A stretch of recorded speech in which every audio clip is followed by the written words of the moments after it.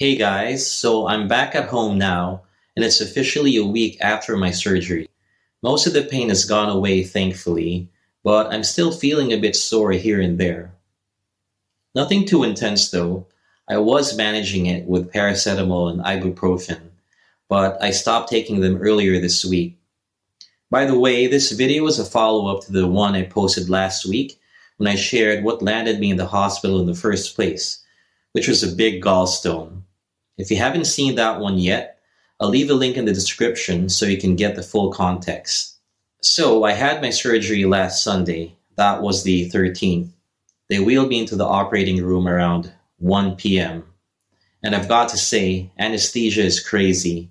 The moment I got on the operating table, they gave me the meds, and there was no slow fade into sleep. I was just out instantly. No warning, no countdown, just lights out. The next thing I knew, I woke up a couple of hours later with no gallbladder. At first, I was severely disoriented. Everything was spinning. I literally saw double as the anesthesia was wearing off. It felt like a really intense hangover, except you're also missing an organ. That's a lot to process when you're still trying to remember where you are. Of course, I knew it had to be done. I'd made peace with that.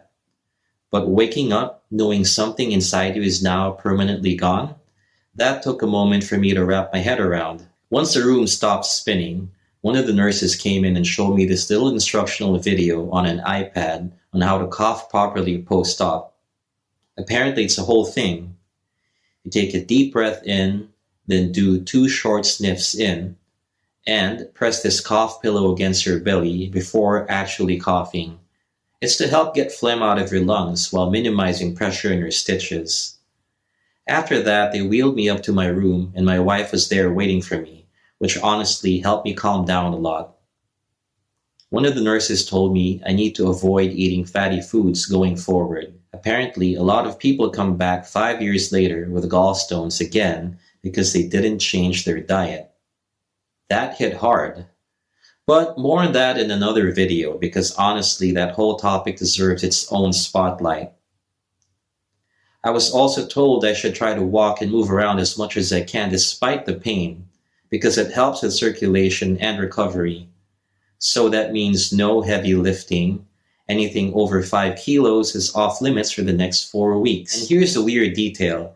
They actually asked if I wanted to keep the gallstone, and I said no, I'm good. I did ask to see it though, before they discarded it.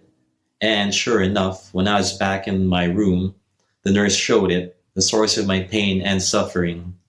I took a photo as a little reminder of how certain habits can lead to certain consequences. I won't post a picture here in case you're squeamish, but it looked like a little abstract sculpture. Imagine a golf ball with about a third shaved off and a little lump attached on top. That was sitting in my gallbladder, causing all that pain. Later that evening, they gave me dinner, just a couple of sandwiches. I didn't have much of an appetite, but honestly, I knew I had to eat something. And after the surgery, the first few days were all about rest, sleep, and letting my body adjust. I stayed mostly in bed or on the couch, catching up in rest and making sure I wasn't pushing myself too early.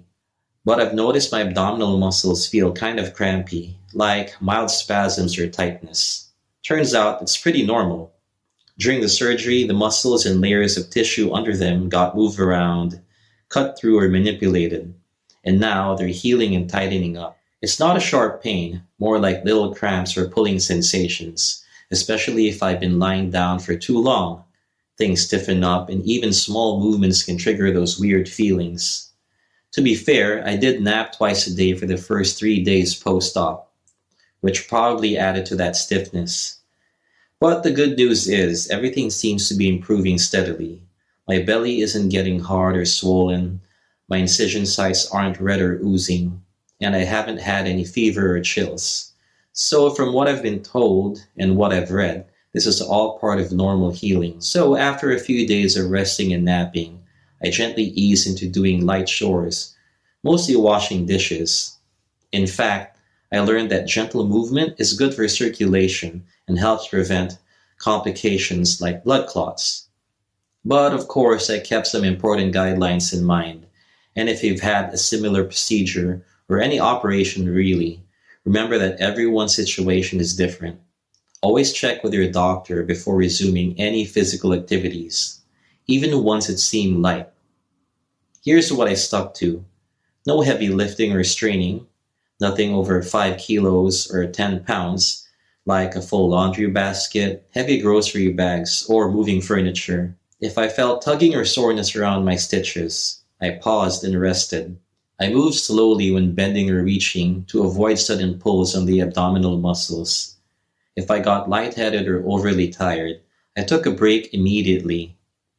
Example of light activities I could safely do included washing dishes, light tidying like clearing counters or wiping tables, short gentle walks around the house or outside, and preparing simple meals.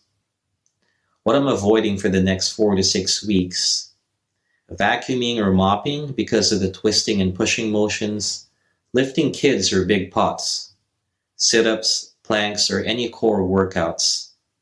And finally, if I ever felt a sharp pull or swelling around the stitches or a sudden increase in pain, I stopped what I was doing and rested. Learning to listen to my body is key to recovering safely. Mentally, the whole thing has been surreal. I mean, 1 minute you're lying on a table in a sterile room, and the next you wake up with part of your body gone. This was my first ever surgery, and the experience was nothing like what I imagined, both easier and harder in different ways. And being back in the same hospital where I had chemo 4 years ago definitely stirred some emotions. I was scared it might be a relapse at first. Thankfully, the reason I was here this time was very different.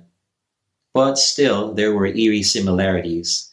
The nurses doing my obs, drawing blood, giving meds in small paper cups, bringing meals, asking what I wanted for lunch. The routine was the same, but the context was mercifully different. And this whole episode taught me a few things. Number one, you can't afford to be complacent with your health, not even for a moment. Number two, being in remission is a gift, but staying healthy is an ongoing responsibility. Number three, I was reminded, again, not to take normalcy for granted. Number four, and maybe most importantly, the fear of the unknown is often way worse than the actual thing. Once you have the facts, things tend to feel more manageable. Even if you freak out at first, and I definitely did, you eventually figure out how to pivot. Right now, I'm not totally sure what my long-term plan looks like. It's still early days. But in the short term, I'm absolutely going to start being more conscious of what I eat. Less fatty foods, more vegetables, more fiber. Lean meats, less dairy, less creamy stuff. Honestly, just thinking of that little sculpture they pulled out of me is enough motivation to make better choices. This might not be as life-altering as cancer was, but it's still a turning point. A painful one, sure, but also a meaningful one. And it's a good reminder that remission doesn't mean I can just coast. Anyway, I hope you learned something valuable from this video, and I'll see you in the next one. Bye for now.